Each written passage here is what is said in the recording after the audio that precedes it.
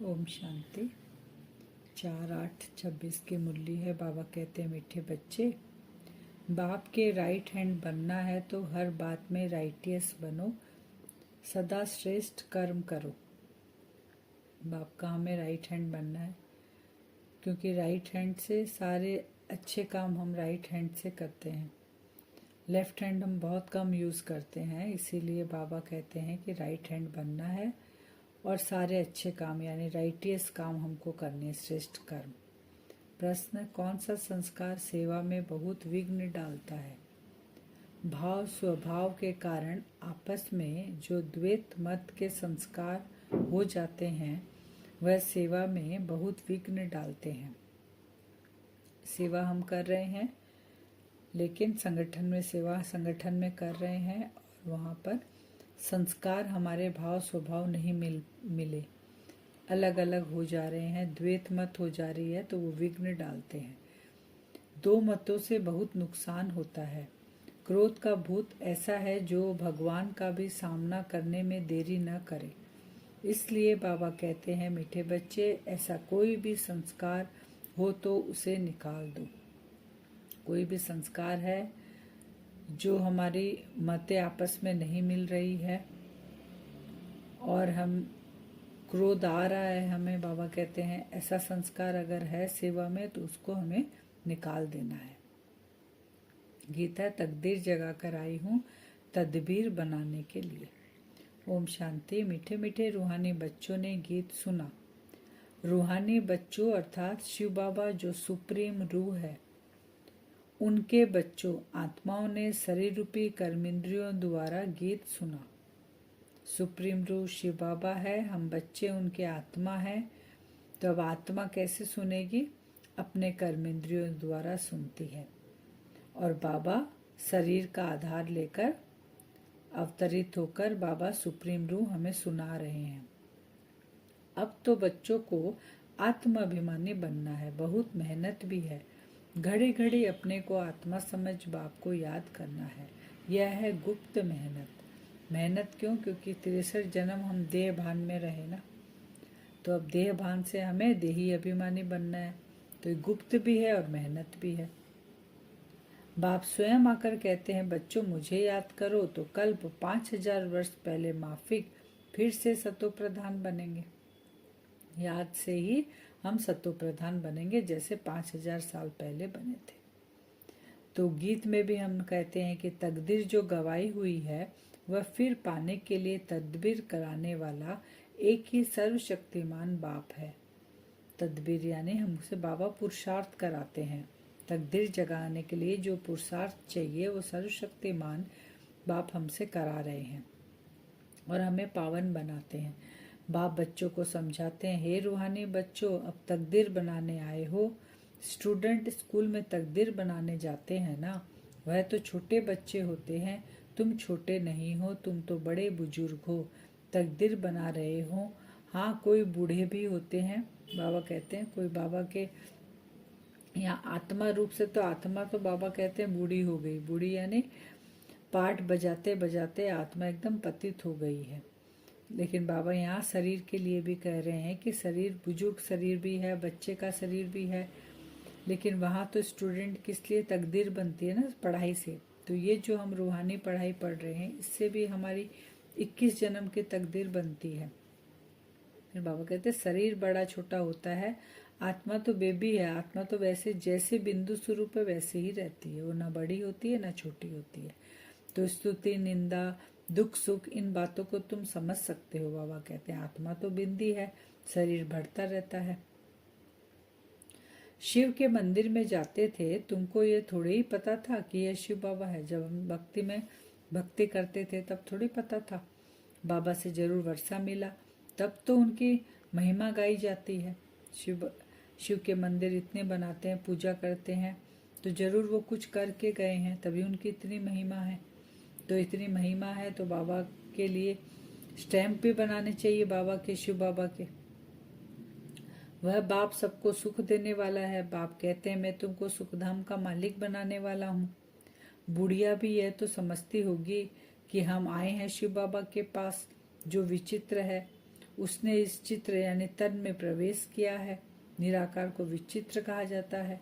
बाबा के पास जो बूढ़ी माता लोग आती हैं तो वो भी बाबा की बच्ची है, लेकिन बाबा कहते हैं ज़्यादा भी नहीं तो इतना तो वो समझ सकती है कि हमारा बाबा विचित्र है, और इस चित्र यानी ब्रह्मा तन से बाबा हमको पढ़ा रहे हैं। पतितों को पावन बनाए बाबा मुक्ति जीवन मुक्ति देते हैं अथवा शांति धाम सुख धाम का रहवासी बनाते हैं। मनुष्य शांति के लिए ही कोशिश करते हैं। भगवान मिले तो शांति मिले, सुख के लिए पुरुषार्थ नहीं करते हैं। बस बाप के पास घर जाए भगवान मिले। क्योंकि आत्मा जो सत्युग और त्रेता वाली आत्मा है ना, वो सुख और शांति दोनों का अनुभव की हुई है, तो उनको सुख और शांति वो दोनों मांगती है। जो आत्माएं परम धाम में द्वापर तक बैठी, मैंने सत्युग त्रेता आधा कल्प ऊपर बैठी हैं, उन आत्माओं को शांति अच्छी लगती है, तो वो भगवान से मिलना चाहती है और घर जाना चाहती है। इस समय सब मुक्ति की चाहना रखने वाले हैं। जीवन मुक्ति लेने वाले सिर्फ तुम ब्राह्मण ही हो, बाकी सब मुक्ति की चाहना रखने वाले हैं। मुक्ति यानी वो शांति धाम में जाना चाहते हैं, लेकिन जीवन मुक्ति का रास्ता बताने वाला कोई है ही नहीं। कौन बताता है जीवन मुक्ति का? संगम पर बाबा आके हमको बताते हैं, बाकी कोई भी सन्यासी नहीं बता सकते हैं। वो भी मांगते रहते हैं शांति, इसलिए घर बार छोड़कर जंगलों में चले जाते हैं। जो भी रास्ता बताने वाले हैं वह है ही मुक्ति में जाने वाले। मोक्ष क्या होता है वह भी बुद्धि में नहीं आता है। तंग होकर कहते हैं मुक्ति में जाएं तो अच्छा है। वास्तव में मुक्ति धाम है आत्माओं के रहने का स्थान। वो मुक्ति को मोक्ष समझते हैं। अपने जीवन से परेशान होकर वो मोक्ष मांगते हैं कि और इस जन्म मरण के चक्र में हम नहीं आए और हमारा मोक्ष हो जाए। लेकिन बाबा कहते हैं मोक्ष तो किसी को मिलता नहीं है, और जो मुक्ति मुक्ति भी कहते हैं वो अपने घर को याद करते हैं। मैंने मुक्ति धाम रहने का घर है। इतने सेंटर्स पर बच्चे सब जानते हैं कि हम नई दुनिया के लिए राज्य भाग्य लेते हैं। मैं न सत्युग में, बाबा कहते हैं मैं संगम पर ही आता हूँ। मैं ना सतयुग में आता हूँ ना कलयुग में आता हूँ, दोनों के बीच में आता हूँ, क्योंकि बाबा को परिवर्तन करना है ना कलयुग से सतयुग में। बाप तो सबको सदगति देंगे ना। सदगति दुर्गति इकट्ठे नहीं रह सकती है। बच्चे जानते हैं यह पुरानी दुनिया विनाश होनी है। अब सदगति और दुर्गति एक साथ कैसे हो? सदगति है दिन, दुर्गति है रात। दिन रात एक साथ कैसे हो सकते हैं? जब बाबा आता है तब दिन होता है, और जब रावण राज्य रहता है तब रात होती है। तो मैं कल कल संगम पर आता हूँ, तुमको दुख से छुड़ाए हरि के द्वार ले जाता हूँ। यह ज्ञान की बात है। हरि का द्वार कृष्ण का द्वार अर्थात कृष्णपुरी को कहा जाता है। हरि का द्वार और कृष्णपुरी और कृष्ण का द्वार किसको कहते हैं? सतयुग को कहा जाता है। अच्छा, उनके पीछे फिर लक्ष्मण झूला लगा दिया है। पहले हरिद्वार आएगा, सतयुग को हरिद्वार कहा जाता है, फिर राम लक्ष्मण आदि दिखाते हैं, यानी त्रेता आता है ना सतयुग के बाद तुरंत, इसलिए लक्ष्मण झूला दिखाते हैं। राम को फिर दिखाते हैं, राम को कितने भाई थे? 4 भाई थे। तो बाबा कहते हैं 4-8 भाई तो वहाँ होते ही नहीं है। बाबा तो पहले भी बताए मुरली में कि एक बच्चा और एक बच्ची सतयुग त्रेता में होते हैं। तो अभी तुम जानते हो शिव बाबा ब्रह्मा तन में आए हैं। शिव है बाबा, ब्रह्मा है दादा प्रजापिता, वह आत्माओं का पिता तो अनादि है। इस समय ब्राह्मणों को रचते हैं। आत्माओं का पिता है शिव बाबा, और हम मनुष्यों का पिता कौन? ब्रह्मा बाबा। बाबा कहते हैं शिव बाबा शालिग्राम को रचते हैं। नहीं, शालिग्राम तो अविनाशी है ही। शालिग्राम यानी आत्माएं, हम आत्माएं अविनाशी हैं। बाबा आकर आत्माओं को नहीं रचते हैं। जो पतित आत्माएं हो गई है उनको आकर बाबा पवित्र बनाते हैं। आत्मा निराकार घर से कैसे आती है उसकी यादगार भी क्रिश्चियन लोग झाड़ में बल्ब लगाकर मनाते हैं। क्रिसमस पे वो बल्ब लगाते हैं ना, क्रिसमस ट्री पे, तो ये है झाड़ कल्प वृक्ष, उसमें आत्माएं कैसे रहती है वो दिखाते हैं। तुम जानते हो कि अलग अलग धर्म की अलग अलग शाखाएं हैं, नंबरवार नीचे उतरती है, अपने नॉलेज लेकर जाती है। आत्माएं अपने अपने सेक्शन में उस अनुसार जाकर बैठती है परम धाम में, और नीचे फिर आती है पाठ बजाने उसी अनुसार। अभी तुम फिर बेहद समझदार बनते हो, बाबा कहते हैं। ज्ञान देने वाला कौन है? शिव बाबा, बेहद का बाबा हमें बेहद की नॉलेज दे रहा है। श्रीमत पर चलने वाले ही समझदार बनते हैं। वह फिर छिपे नहीं रह सकते, वह सदैव शिष्टाचारी काम ही करेंगे। कौन से बच्चे? जो श्रीमत पर चलते हैं। तो बाबा कहते हैं वो सदा समझदार रहते हैं और उनका कार्य ऐसा रहेगा कि वो छिप नहीं सकते। बाप कहते हैं हम दुख हरता सुख करता है, तो बच्चों को भी कितना मीठा बनना चाहिए, बाप का राइट हैंड बनना चाहिए। तुमको मालूम है लेफ्ट हाथ से इतना काम हम नहीं कर सकते हैं, क्योंकि राइट हाथ राइटियस काम करते हैं, इसलिए हम बाबा के राइट हैंड बच्चे हैं। बाप कहते हैं मामे कम याद करो तो फिर अंतमति सोगति हो जाएगी। मत और गत व गति करने की मत एक ही है। गाया भी जाता है ईश्वर की गत मत ईश्वर ही जाने। गति देने वाला, सदगति देने वाला, मत देने वाला वो एक ही है, इसीलिए उसकी गत मत अलग है। अब पवित्र भी अपने पुरुषार्थ से बच्चों को बनना है। बाप कहते हैं मीठे मीठे बाप को याद करो।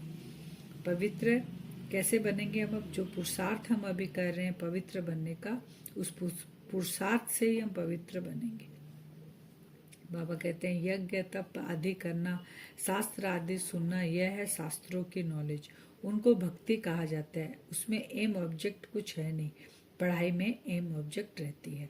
लौकिक पढ़ाई में भी एम ऑब्जेक्ट है, लेकिन वो एक जन्म के लिए है। और ये बाबा जो हमें पढ़ा रहे ये भी हमारी पढ़ाई है, जिससे हम मनुष्य से देवता बनते हैं। इसमें भी एम ऑब्जेक्ट है, हमारा लक्ष्य है। आदि सनातन तो देवी देवता धर्म है, जिसे हिंदू धर्म कह दिया। अपने आप को भूल गए, भूलते भूलते हिंदुस्तान में रहने के कारण हिंदू कह दिया। आजकल बाबा कहते हैं भाव स्वभाव भी बहुत हो गए हैं ना। बच्चों को आपस में मिलकर सर्विस में लगना है। वे लोग भी आपस में नहीं मिलते हैं तो राजाई ही उड़ जाती है। लौकिक का बाबा कह रहे हैं 2 पार्टी हो जाती है। प्रेसिडेंट को भी उड़ा देते हैं, क्रोध आता है, आपस में एक दूसरे की भाव स्वभाव नहीं मिलता है। तो लौकिक में भी बाबा कहते हैं सेवा नहीं हो सकती है, तो यहाँ पे भी हमको एक मत होकर सेवा करनी है। क्रोध का भूत आ जाता है तो फिर बात मत पूछो। इसलिए बाबा कहते हैं गुड़ जाने गुड़ की गोत्री जाने। जानने वाला कौन है? ब्रह्मा बाबा, और उसमें गुड़ कौन है? शिव बाबा। ये दोनों ही जाने। बाप बच्चों को सृष्टि के आदि मध्य अंत का नॉलेज सुना रहे हैं। अब कोई धारणा करे व न करे, वह है पुरुषार्थ पर मदार। बाबा तो आकर सबको एक जैसी नॉलेज देते हैं। मुरली का आधार है हमारी नॉलेज, तो ये जो मुरली चलती है सबके लिए एक जैसी चलती है। अब बाबा कहते हैं धारणा करने वाले करे या न करे, सारा खेल तुम्हारे पुरुषार्थ पर है। ऐसे नहीं कोई पर बाबा आशीर्वाद व कृपा करेंगे। इसमें कृपा आदि मांगने की बात ही नहीं है। प्रेरणा से अगर योग और ज्ञान सिखलाना होता, फिर तो बाप कहते हैं मैं इस गंदी दुनिया में आता क्यों। प्रेरणा आशीर्वाद ये सब भक्ति मार्ग के अक्षर है। बाबा कहते हैं अगर मेरे को कृपा और आशीर्वाद करना था तो सभी बच्चों पे मैं कर देता, और प्रेरणा से अगर मुझे कराना था तो मैं यहाँ आता ही क्यों। मैं परम धाम में बैठे बैठे ही प्रेरणा से सब कुछ करा सकता था। तो बाबा कहते हैं मैं इस पतित दुनिया में आता हूँ किस लिए? तुम बच्चों को पुरुषार्थ कराने के लिए, तुमको पतित दुनिया से पावन दुनिया में ले जाने के लिए। सारा खेल पुरुषार्थ के ऊपर है। लेकिन आशीर्वाद, प्रेरणा, कृपा ये सब भक्ति मार्ग के बाबा कहते हैं अक्षर है।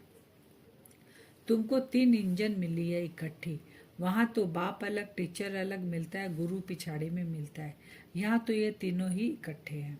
3 इंजन यानी बाप हमें शिव बाबा बाप के रूप में पालना करते हैं, टीचर के रूप में पढ़ाते हैं, और सतगुरु के रूप में हमें साथ ले जाते हैं। और वहाँ तो एक एक एज के हिसाब से मिलता है।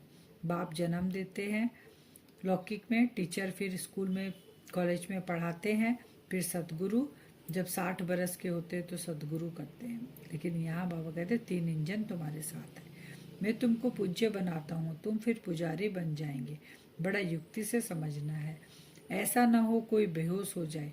पहले मुख्य है 2 बाप की बात। भगवान बाप है, उनका जन्म शिव जयंती भी यहाँ मनाते हैं। 2 बाप का भी परिचय उनको देना, एक जन्म देने वाला और एक शिव बाबा का, पारलौकिक पिता का। वरदान है आज का स्वयं की स्मृति में रह अपने हर कर्म को संयम यानी नियम बनाने वाले अथॉरिटी स्वरूप भव। स्वयं की स्मृति में रहे, अपनी स्मृति में हम रहेंगे हम कौन है, तो हर कर्म हमारा नियम प्रमाण चलेगा और हम अथॉरिटी स्वरूप बन जाएंगे। जैसे साकार में स्वयं की स्मृति में रहने से जो कर्म किया वही ब्राह्मण परिवार का संयम बन गया। स्वयं के नशे में रहने के कारण अथॉरिटी से कह सकते थे कि अगर साकार द्वारा कोई उल्टा कर्म भी हो गया तो सुलटा कर देंगे। स्वयं के स्वरूप की स्मृति में रहने से ये नशा रहता है कि कोई कर्म उल्टा हो ही नहीं सकता। आप बच्चे भी जब स्वयं की स्थिति में स्थित रहो तो जो संकल्प चलेगा, जो बोल बोलेंगे व कर्म करेंगे वही संयम बन जाएंगे, यानी नियम बन जाएंगे। हम ब्राह्मण आत्मा जब अपनी स्थिति में स्थित होकर कार्य करते हैं तो वो जो नियम बनते हैं, बाबा कहते हैं जो संकल्प भी किया वो हमारे एक नियम बन जाता है और सारी आत्माएं फिर उसको फॉलो करती है। स्लोगन, पवित्रता का पिल्लर मजबूत करो तो यह पिल्लर लाइट हाउस का काम करता रहेगा। कौन सा पिल्लर? पवित्रता का। अव्यक्त सारे अपवित्रता के बीज को भी समाप्त कर संपूर्ण स्वच्छ बनो, यानी अपवित्रता के बीज को समाप्त करके हमें क्या बनना है? संपूर्ण पवित्र बनना है। अगर बुद्धि में अशुद्ध संकल्प व पुराने संकल्प रूप में भी टच होते हैं तो संपूर्ण वैष्णव नहीं कहेंगे। जैसे कोई अकर्तव्य कार्य देखता भी है तो देखने का असर हो जाता है, उसका भी हिसाब बन जाता है। इस हिसाब से सोचो तो पुराने संस्कार व शुद्ध संकल्प बुद्धि में अगर टच होते हैं तो भी संपूर्ण वैष्णव व संपूर्ण पवित्र कैसे कहेंगे। संकल्प में भी अगर अशुद्ध संस्कार आ रहे हैं तो संपूर्ण स्वच्छ हम नहीं है। तो ये हम अपनी चेकिंग करेंगे। वरदान से अभी योग करेंगे हम। अपने आप को देखेंगे भ्रकुटी सिंहासन पर, मैं आत्मा चमक रही हूँ। बिंदु स्वरूप मैं आत्मा,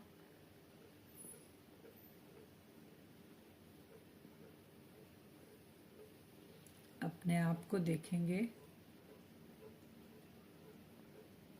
पांडव भवन में देखें अपने आप को सूक्ष्म शरीर के साथ। मैं आत्मा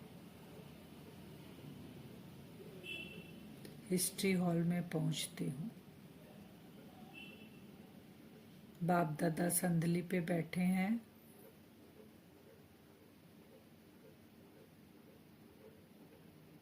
उनके सम्मुख जाकर मैं फरिश्ता बैठ जाता हूँ। हिस्ट्री हॉल में अपने आप को विजुअलाइज करें। मैं आत्मा बिंदु स्वरूप लाइट की बॉडी में बैठी हूँ। बाप दादा संदली में सामने बैठे हैं।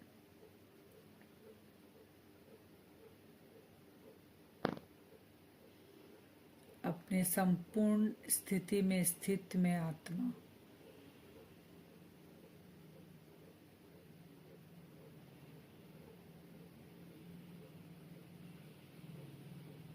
सातों गुण और शक्तियों से भरपूर, बाप दादा की आंखों से और भ्रकुटी से पावरफुल किरणें निकलकर मुझ फरिश्ते पे पड़ रही है। मैं आत्मा अपने संपूर्ण स्थिति में स्थित हूँ।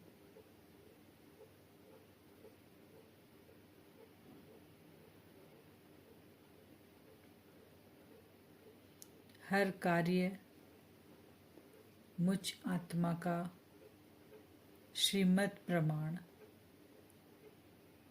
मैं बाबा का राइट हैंड बच्चा हूँ। जो बाबा की श्रीमत है उसी अनुसार मैं फरिश्ता कार्य करता हूँ।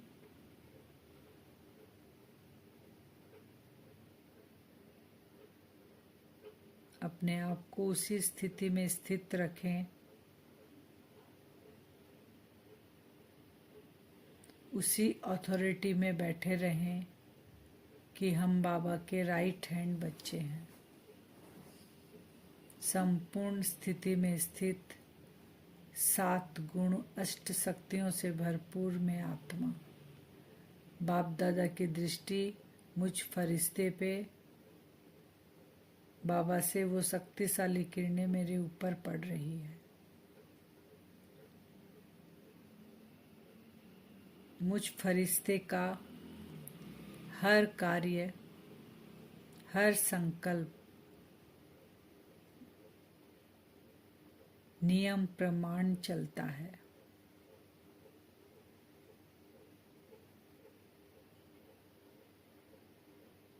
हर कार्य में बाबा के श्रीमत अनुसार चलता है।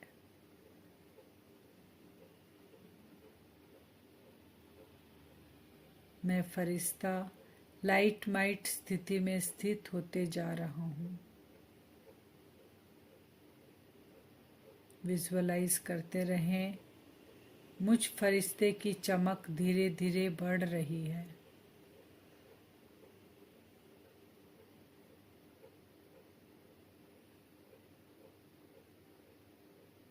बाबा से पावरफुल किरणें मेरे ऊपर पड़ रही है। मैं बाबा का राइट हैंड बच्चा, नियम प्रमाण श्रीमत प्रमाण चलने वाला बच्चा, संपूर्ण स्थिति में 7 गुण अष्ट शक्तियों से भरपूर मैं आत्मा।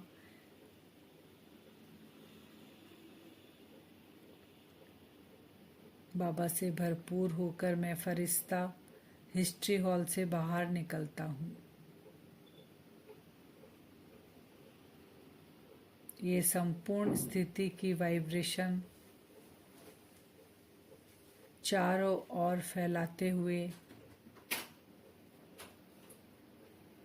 विजुअलाइज करें, मैं फरिश्ता अपने साकार शरीर में आकर प्रवेश करता हूँ। सारा दिन हम इसी स्थिति में स्थित होकर हर कर्म को नियम प्रमाण करेंगे, संपूर्ण स्थिति में स्थित होकर। ओम शांति।